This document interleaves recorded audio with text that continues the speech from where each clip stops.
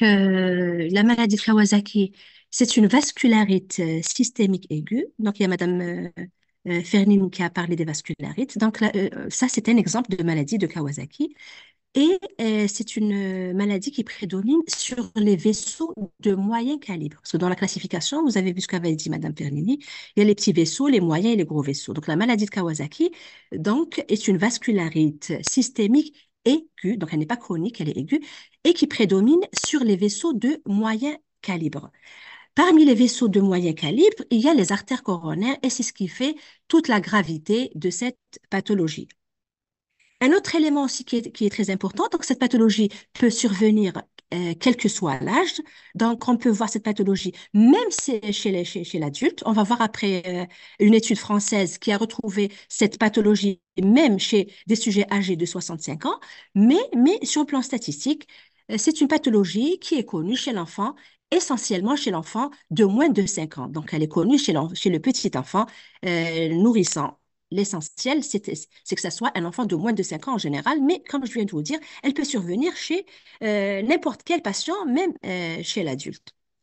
Alors, un autre élément aussi, toujours dans l'introduction, le diagnostic est clinique. Il n'y a pas un bilan à faire ou une radiologie à faire pour faire le diagnostic. C'est un diagnostic qui est clinique grâce à un faisceau d'arguments. Et la hantise, c'est l'atteinte des coronaires. Et quand il y a une atteinte coronaire, il y a un risque de thrombose, un risque de sténose quelques années après. Et vous pouvez bien sûr deviner qu'il y a un risque d'infarctus du myocarde, risque de décès. Donc, vous voyez, c'est très, très sérieux comme problème. Et un autre élément, j'attire votre attention, c'est très, très important, c'est que si on fait si vous faites le diagnostic d'une maladie de Kawasaki et que l'enfant reçoive des immunoglobulines, le risque d'atteinte coronaire va passer de 25% à 5%. Donc, vous voyez l'intérêt des immunoglobulines, d'accord? Donc, ça diminue nettement le risque d'atteinte coronaire, ça passe de 25% à 5%. Et vous comprenez également, pour administrer les immunoglobulines pour un enfant, ça c'est très très bien, il faut faire le diagnostic. Donc vous voyez l'intérêt de faire le diagnostic de la maladie de Kawasaki.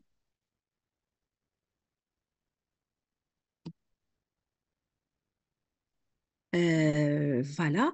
Autre chose aussi, on va voir après dans le diagnostic, il y a des formes complètes. On va voir quels sont les signes des formes complètes, mais il y a également des formes incomplètes. C'est-à-dire, on peut trouver un signe ou deux signes uniquement. Mais je parle même dans l'introduction des formes incomplètes. Pourquoi? Parce que les formes incomplètes sont plus pourvoyeuses d'atteintes coronariennes.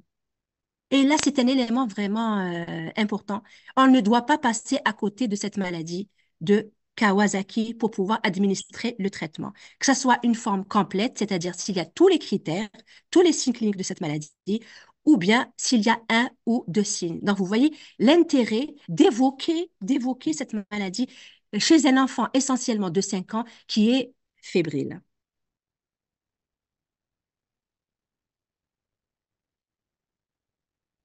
Donc, je vous ai dit tout à l'heure, il y a un risque d'infarctus du myocarde et de décès. Et je vais juste anticiper un petit peu pour parler de certains traitements qui peuvent sauver l'enfant quelques années après la maladie, si jamais il a un problème de sténose coronarienne ou de thrombose. Donc, ce sont des investigations qu'on peut faire chez l'enfant et il y a le cathétérisme interventionnel qui peut se faire chez l'enfant et également le pontage aorto-coronarien qui peut se faire chez l'enfant. Et vous devinez que chez nous, il y a vraiment problématique. Donc, pour l'historique, je vous ai dit tout à l'heure que cette maladie a été décrite pour la première fois en 1967 par le pédiatre japonais Kawasaki. Sur le plan épidémiologique, je vous ai dit que cette pathologie est très fréquente en Asie. Donc, sur le plan épidémiologique, le taux d'incidence les plus fréquentes concernant l'enfant d'ascendance japonaise est de 330 pour 100 000 enfants de moins de 5 ans en 2015. On la trouve, je vous ai dit qu'elle est cosmopolite. On a une incidence aux États-Unis, c'est 18,1 pour 100 000 enfants de moins de 5 ans. Les taux les plus élevés chez l'enfant de moins de 5 ans, on les retrouve alors, on a plus de 80%. On les retrouve chez l'enfant entre 6 mois et 5 ans, avec un pic d'incidence entre l'âge de 2 ans et de 3 ans.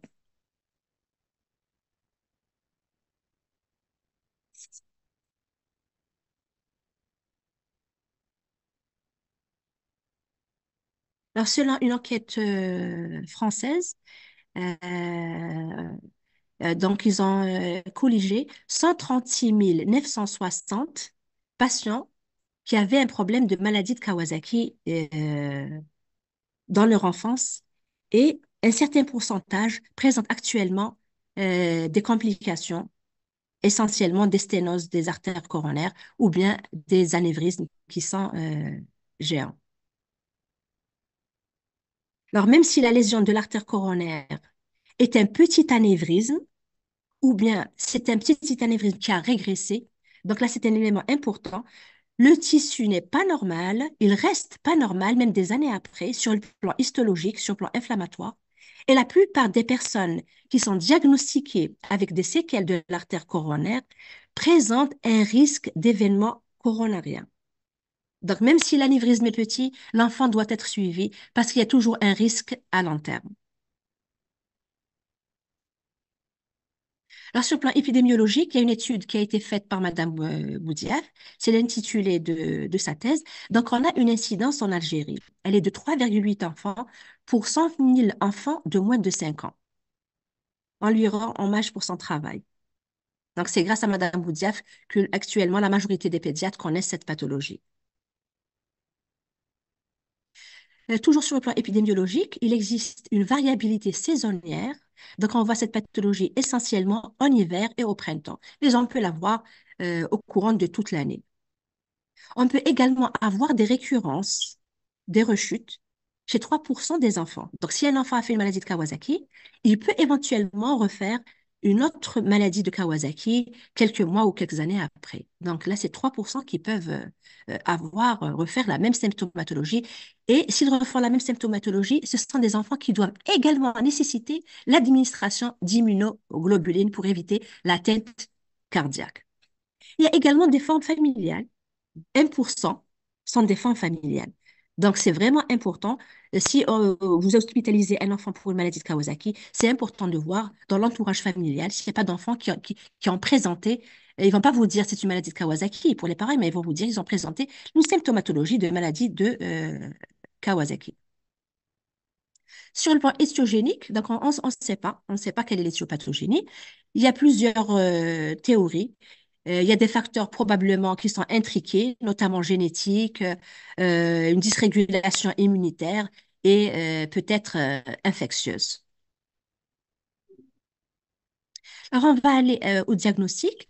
Donc, en général, quand vous recevez un enfant qui a une maladie de Kawasaki, c'est un enfant qui paraît vraiment fatigué. C'est pas un enfant qui a de la fièvre, mais il a un bon état général. En général, c'est des enfants qui sont très, très fatigués. Donc, vous voyez la photo et qui sont très irritables. Ça, c'est un signe comme particulier de la maladie de Kawasaki.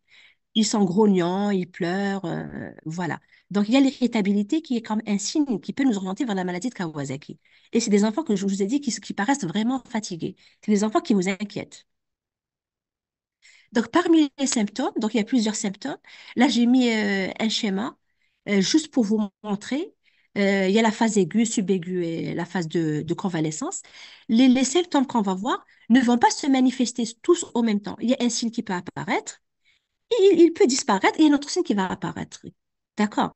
Donc, quand vous faites l'interrogatoire, même si vous avez un seul signe qui vous oriente vers une maladie de Kawasaki, c'est-à-dire un enfant en général qui a moins de 5 ans qui est fébrile, vous pouvez trouver un signe. Il faut rechercher les autres signes de la maladie parce que vous n'allez pas tous les retrouver au même moment. Donc là, c'est un élément quand même important. J'attire votre attention. Alors, on va commencer par la fièvre. La fièvre, c'est l'élément essentiel. On ne va pas rechercher une maladie de Kawasaki chez un enfant qui est apérétique. Ça existe, mais je vous le dis, mais c'est vraiment exceptionnel. Donc, en général, le maître symptôme, c'est bien la fièvre. C'est un signe qui est caractéristique de la phase aiguë. Et c'est souvent le premier signe qui apparaît. Les autres signes vont apparaître après. Donc, la particularité, c'est que c'est une fièvre qui ne répond pas aux antipyrétiques. Elle ne répond pas aux antipyrétiques. Elle inquiète les parents, elle inquiète le médecin. Et c'est des fièvres qui sont très élevées. En général, ça dépasse les 39.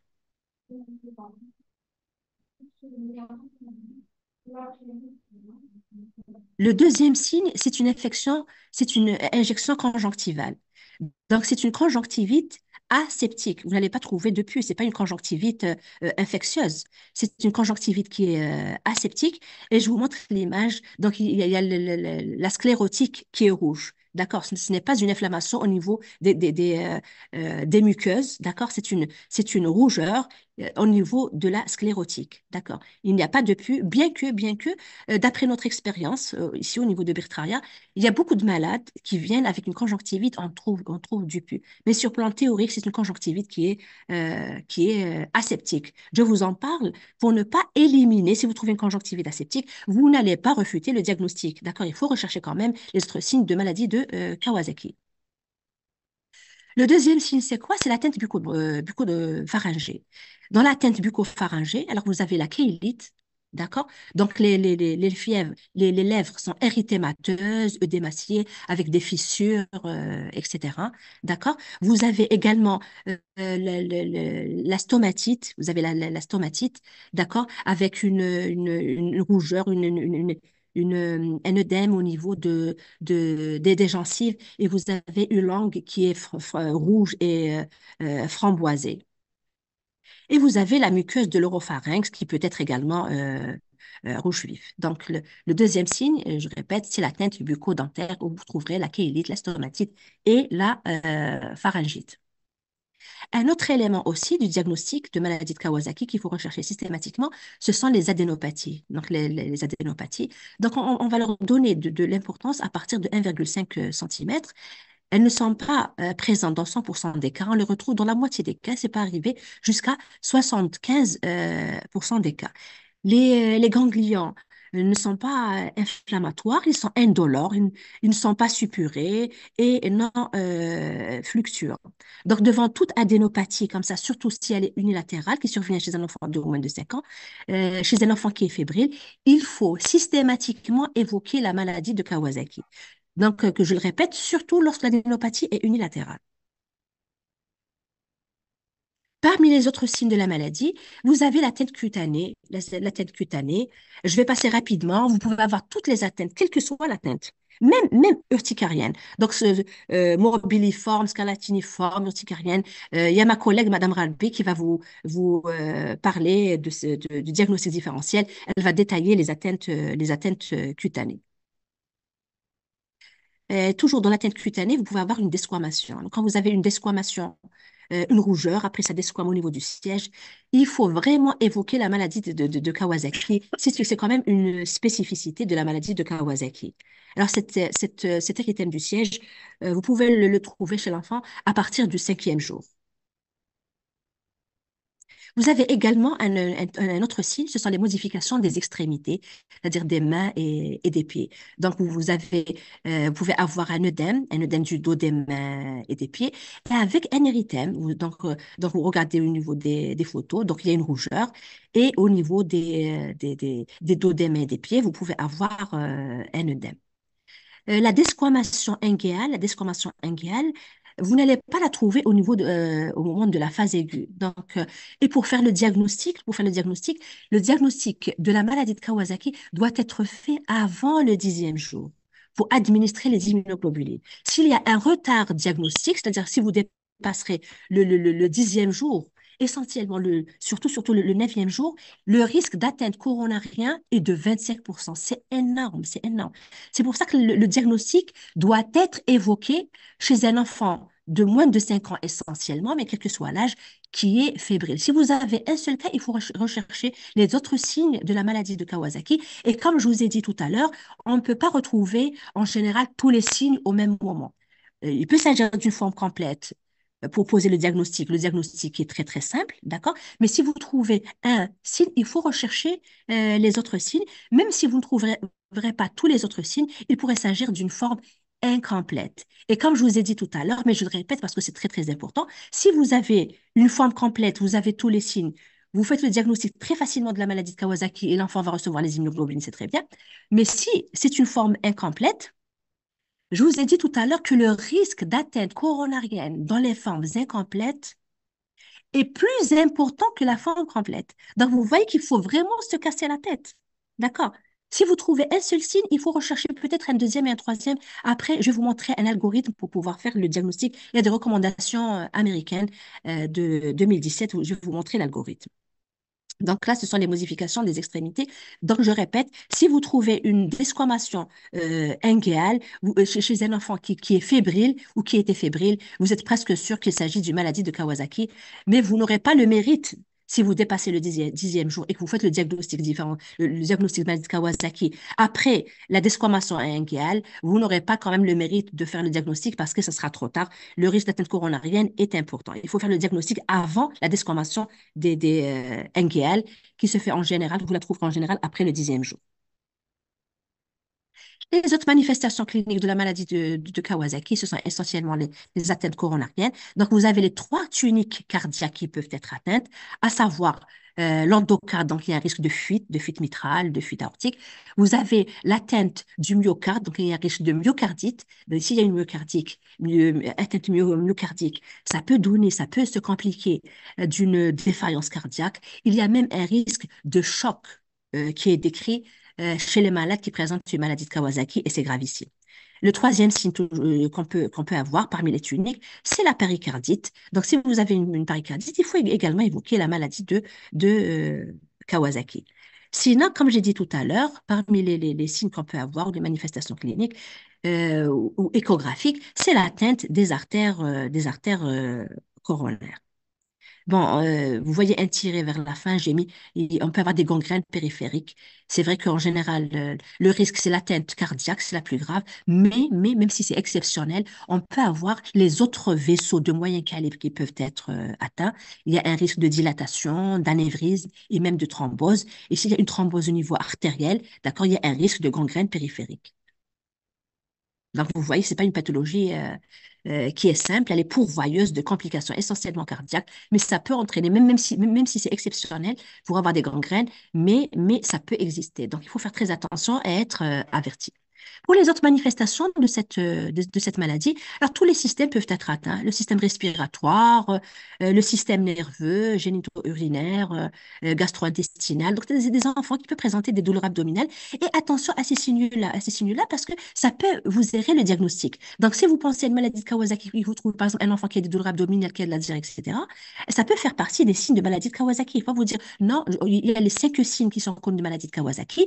Celui-là, par exemple, cet enfant a plus une symptomatologie respiratoire ou bien des arthralgies, d'accord, ou bien un problème de méningite, etc. Il ne faut pas refuter le diagnostic, attention. D'accord.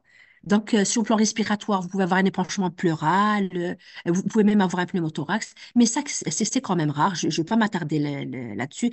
C'est juste pour vous dire, si vous trouvez d'autres signes, d'autres systèmes qui sont atteints, vous n'allez pas refuter le diagnostic de maladie de Kawasaki. Il faut quand même l'évoquer. Pourquoi? Parce que c'est une urgence diagnostique et une urgence thérapeutique.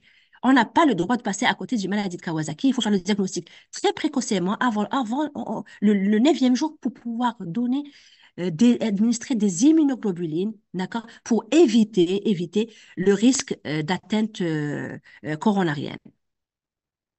Donc là, c'est les différents systèmes. Regardez un petit peu.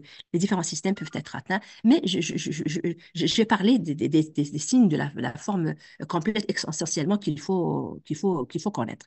Pour le reste, je vous ai dit, il faut juste retenir que tous les systèmes peuvent être atteints. Donc, pour les formes complètes, donc il faut avoir de la fièvre avec 4 signes, des signes que j'ai cités tout à l'heure. D'accord. Si vous n'avez pas au moins 4 signes, on va parler d'une forme incomplète. Le diagnostic différentiel, il y a ma collègue, Madame Ralbé, qui va vous parler du diagnostic différentiel. D'accord, donc je vais lui laisser cette partie. Le bilan à demander, c'est essentiellement, si vous suspectez une maladie de Kawasaki, alors le bilan inflammatoire est positif. D'accord, le bilan inflammatoire est positif. En général, il est au plafond, sauf si c'est une forme incomplète. Le bilan peut ne pas être très positif, mais je vais vous montrer après l'algorithme pour pouvoir vous faciliter de faire le diagnostic. Donc là, c'est un élément qui est très important. Donc voilà, je vais attirer quand même votre attention sur un point. Donc, comme je vous ai dit tout à l'heure, le bilan inflammatoire est positif. D'accord. Mais si le bilan, donc si vous suspectez une maladie de Kawasaki, si vous avez un, deux ou trois signes, ou bien une forme complète, si vous suspectez une maladie de Kawasaki et le bilan inflammatoire initial est normal, d'accord, il faut le refaire régulièrement, d'accord. Tant que vous avez une symptomatologie clinique de maladie de Kawasaki et que l'enfant est fébrile, il faut savoir le refaire parce que un bilan initial peut être négatif, mais peut-être que quelques heures après, le lendemain ou le surlendemain, le bilan peut se positiver. Donc là, j'insiste sur cet élément-là, parce qu'un bilan normal n'élimine pas une maladie de Kawasaki. Il peut se positiver ultérieurement.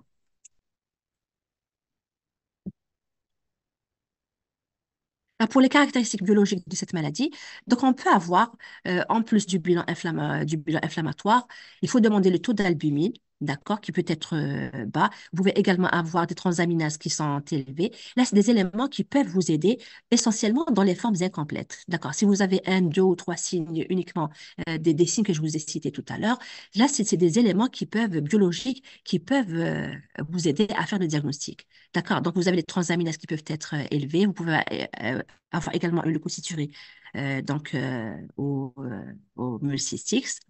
D'accord. Si c'est un enfant chez lequel vous avez fait une ponction lombaire, si elle était indiquée, elle peut être positive, c'est-à-dire vous pouvez avoir des globules blancs jusqu'à 30% des cas. Donc, vous pouvez avoir une méningite, mais qui est aseptique. Là aussi, c'est une caractéristique de la maladie de Kawasaki.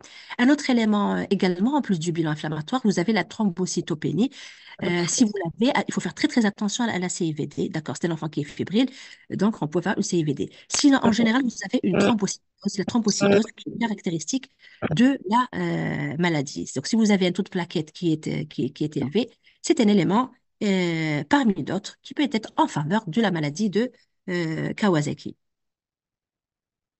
Donc, vous voyez que les signes de la maladie de Kawasaki ne sont pas spécifiques, d'accord? Vous voyez que ce ne sont pas spécifiques, et il n'y a pas de test biologique, il n'y a pas un bilan biologique de confirmation.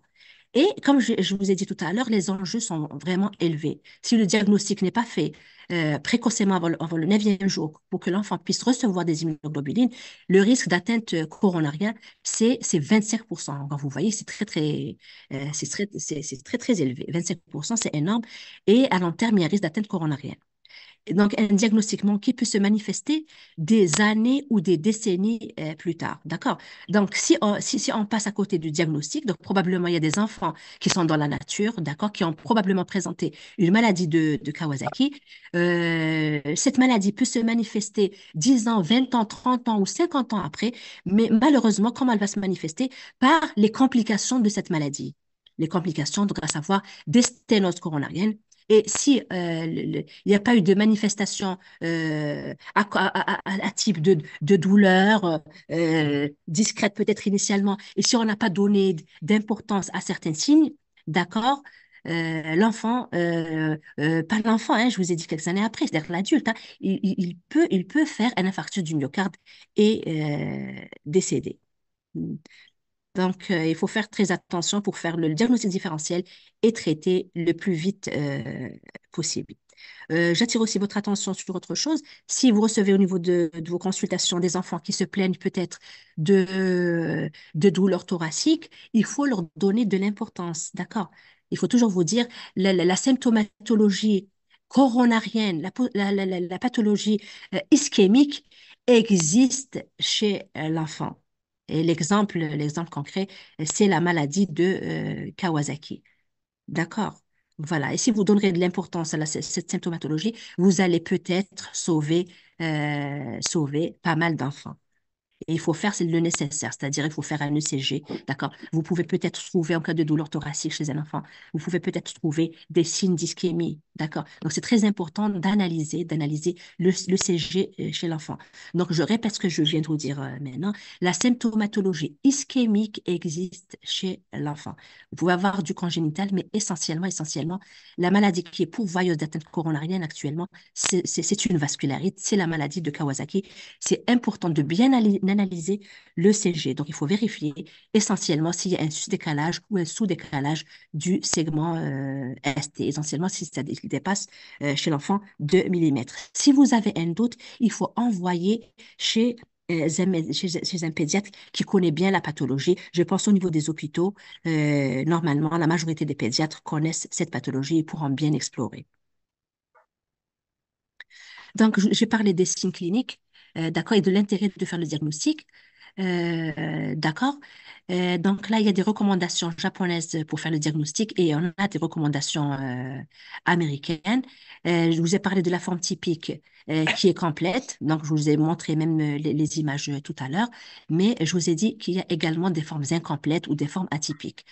Si vous avez une forme complète, c'est très facile normalement pour le diagnostic. Il suffit de connaître la pathologie et vous ferez très, très facilement au niveau de vos consultations le diagnostic. Mais attention, le risque, ce sont surtout les formes incomplètes. Donc, vous pouvez avoir deux ou trois signes, d'accord, parfois un seul signe.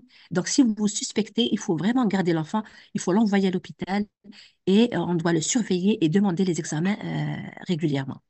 Donc, pour la forme complète, voilà, je vais juste répéter, j'ai fait un tableau. Donc, vous avez de la fièvre et il faut avoir quatre parmi les cinq autres signes majeurs qui sont fréquemment retrouvés. Donc, je vous ai parlé tout à l'heure de la conjonctivite, d'accord? Je vous ai parlé de l'atteinte bucco-dentaire, bucco-pharyngite, excusez-moi, c'est la caïlite, stomatite et pharyngite. Le troisième signe, c'est l'éruption cutanée. Donc, il y a ma collègue qui va bien vous parler de l'atteinte cutanée. N'importe quel signe cutané peut être retrouvé dans la maladie de Kawasaki. D'accord? Je vous ai parlé de l'atteinte des extrémités et de l'adénopathie. Donc, si vous avez de la fièvre, plus quatre de ces cinq signes, il s'agira d'une forme complète. C'est très facile de faire le diagnostic. Il faut l'envoyer à l'hôpital pour que l'enfant puisse recevoir des immunoglobulines. Et il s'agit d'une urgence diagnostique et d'une urgence thérapeutique. On n'a pas le droit de passer à côté de cette pathologie. Il faut bien la connaître.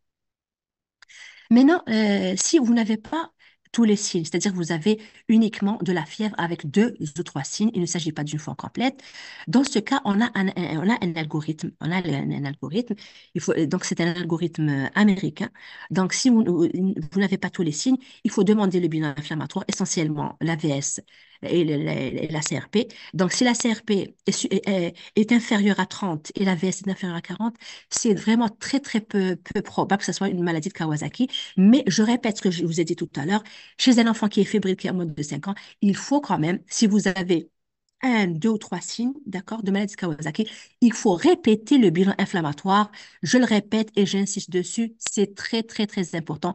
Le bilan peut se positiver quelques heures après, deux ou trois jours après. Donc, vous voyez que si vous avez un ou deux ou trois signes de la maladie de Kawasaki, il faut savoir répéter le bilan inflammatoire. Maintenant, si vous le répétez pendant trois ou quatre jours, le bilan est toujours normal, là, c'est très, très peu probable que c'est une maladie de Kawasaki. Il faut faire le diagnostic différentiel et passer à autre chose. Ma collègue, Madame Ralbé, va vous parler du diagnostic différentiel. Maintenant, le deuxième cas de figure, si vous avez le bilan inflammatoire qui est positif, et ce bilan, vous pouvez le faire n'importe où, c'est à la portée normalement de n'importe quel médecin. C'est une CRP et une VS. Si la CRP est supérieure à 30 milligrammes par litre, ou bien, d'accord, ou vous avez la VS qui est supérieure à 40. Dans ce cas, il faut essayer de retrouver, de rechercher trois anomalies biologiques parmi les six que je vais vous citer. D'accord. Si vous avez trois, vous pouvez faire le diagnostic de maladie de Kawasaki. Mais si vous avez moins de trois signes, il faut faire l'échographie cardiaque. D'accord. Si vous avez d'autres trois signes et vous suspectez maladie de Kawasaki, attention, il ne faut pas laisser l'enfant partir chez lui. Il faut l'envoyer chez un cardiopédiatre ou un cardiologue pour faire une échographie et rechercher soit une atteinte des tuniques ou bien une atteinte des coronaires. Donc, je reviens un petit peu au bilan qu'il faut faire si le bilan est positif. Donc, il faut essayer de retrouver peut-être trois anomalies biologiques parmi les six. Donc, au niveau de la formule, si c'est un enfant qui présente une anémie, d'accord, s'il a donc une anémie pour l'âge, d'accord, selon le norme par rapport à l'âge, si vous avez une hyperleucocytose qui dépasse les 15 000 et si vous avez une thrombocytose, c'est-à-dire un taux de plaquettes qui dépasse les 453 000. D'accord. Si vous avez par exemple ces trois signes-là, vous pouvez faire le diagnostic de maladie de Kawasaki, l'adresser à l'hôpital pour que l'enfant puisse obligatoirement recevoir des immunoglobulines. Il y a des cas particuliers, ou bien si les immunoglobulines ne sont pas disponibles, parfois il y a d'autres schémas. Madame Rabé va vous parler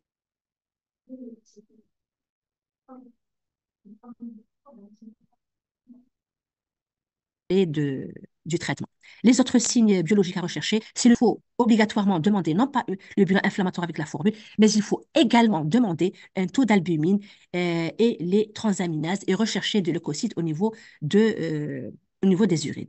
Donc, si le taux d'albumine également est inférieur à 30, donc il y a une hypoalbuminémie, c'est un signe également d'une maladie de Kawasaki. Si vous avez une élévation des transaminases, également, ça peut être un signe biologique d'une maladie de Kawasaki.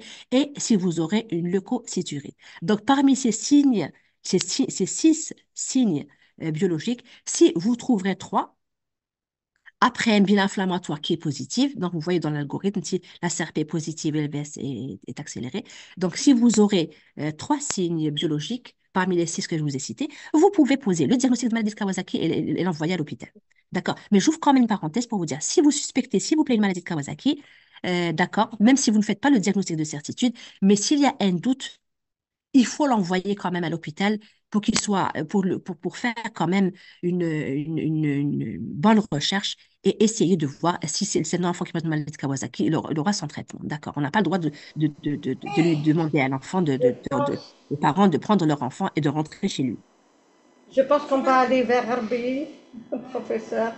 Oui, oui, je vais finir, Ah, voilà. d'accord, Voilà. d'accord. Ou bien, je vous ai dit, si vous avez deux ou trois signes, il y a l'échographie qui est importante. C'est parce que si vous trouverez une fraction d'éjection qui est basse, ou bien si vous trouverez une atteinte coronaire, le diagnostic sera également fait. Là, c'est un diagramme qui est important. Pourquoi? Parce que regardez un petit peu au niveau des diagrammes, en bleu et en orange, il y a une augmentation du taux en fonction des années des maladies des maladies de Kawasaki. Et la courbe qui est en violet, ce sont les formes incomplètes qui augmentent également, leur taux augmente. Et je vous ai dit tout à l'heure, on n'a pas le droit de passer à côté du maladie de Kawasaki. Il faut faire très, très attention aux formes incomplètes. Là, je le répète, j'attire votre attention. Pourquoi? Parce que les formes de maladie de Kawasaki incomplètes sont les plus pourvoyeuses de complications cardiaques. J'espère que le message est passé. Donc là, c'est juste une plaque pour vous dire, il y a des formes particulières chez l'adulte. Donc, c'est une pathologie qui peut même être évoquée chez l'adulte. Donc, l'âge moyen dans une étude française est de 31 ans. On a trouvé des cas à 18 ans et jusqu'à l'âge de 68 ans. D'accord. Avec des anévrismes coronariens chez l'adulte. Pour l'évaluation des coronaires, donc regardez un petit peu, vous voyez la coronaire et vous voyez voilà, donc vous avez l'aorte avec les trois coronaires. Ça prédomine au niveau des parties proximales. Comme ça prédomine au niveau des parties proximales, alors chez l'enfant, le diagnostic peut être fait des atteintes coronaires par l'échographie. Chez l'adulte, c'est très difficile parce qu'il n'est pas très, comment dire, il faut passer au coroscan. Pour le reste, je passe. Voilà. Donc, le pronostic, il est lié essentiellement euh, à la présence ou non d'atteinte coronarienne et la précocité du diagnostic.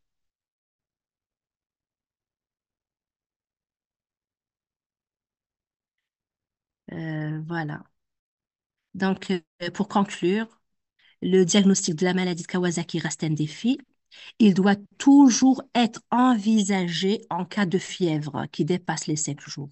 D'accord, il faut toujours l'évoquer. D'accord. Donc, il faut connaître les signes cliniques, surtout lorsque l'enfant est irritable. Donc, donc l'avis d'un expert, d'un cardiopédiatre doit être recherché tôt et si possible, une échographie doit être réalisée en cas de doute. Voilà, et je vous remercie. Je donne la parole.